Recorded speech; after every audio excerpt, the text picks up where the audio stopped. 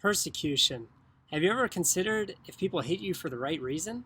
Looking at Acts chapter 6, I think it's kind of an interesting passage because it looks at persecution within the church and outside the church. Looking at Acts chapter 6, the context is that there was a lot of growth in the church. There was a lot of healings happening. The apostles were preaching the gospel, and just everybody was starting to have a lot of heart change. People were even so changed by the gospel that they started to share their goods with one another. They started to share collectively all their goods. And so this created a really neat commune in the early church. But as all this growth was happening within the church, there was also a potential for conflict. You had two different types of widows. You had the Hebrew-speaking widows and you had the Hellenistic Greek-speaking widows.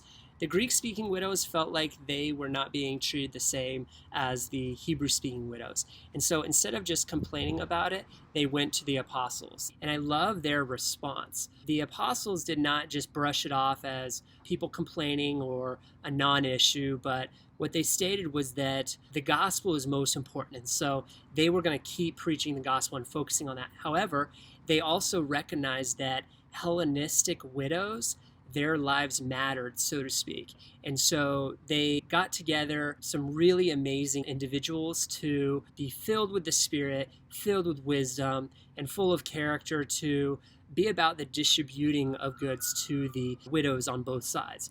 And that really allowed for harmony to continue. And I just think that's a great example there of how the Bible, if you actually read it, can address any issue that deals with the heart.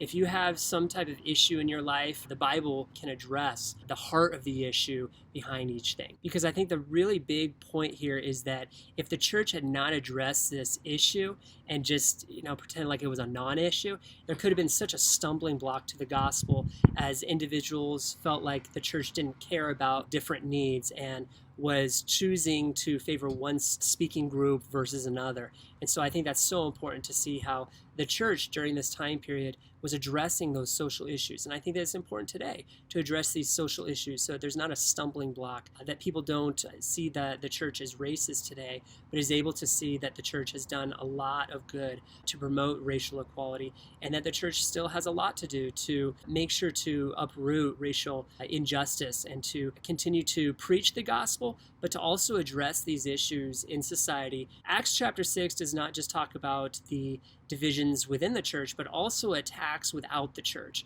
Verse 8 would show how this would unfold. Stephen, one of the deacons who was to help the widows, he was preaching the gospel, and the Pharisees, they started getting jealous at his works of wisdom and his preaching of the gospel and his following. And so they started to stir up lies against him, and they arrested him and brought him before the council. And he would end up being the first martyr of the church. Now, what's interesting here is that since the apostles chose 7 individuals that were full of character, full of the Spirit, and filled with wisdom, this particular attack was false. And I think this is a great point, that when people attack you, when people persecute you, you can't always address all of their persecution. You can't simply appease people from the left. You can't appease people from the right, and you shouldn't have to.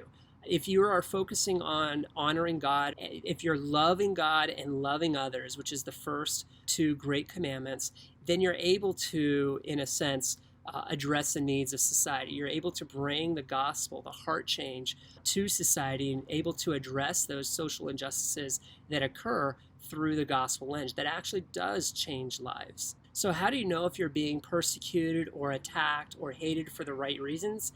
I would say that if you're being hated just like Christ was, there's false accusations happening, that's normal, and that's going to happen. And that's identifying with Christ, is that you're always going to have people making up stories and lies and attacking you. If they're right, then that's the issue.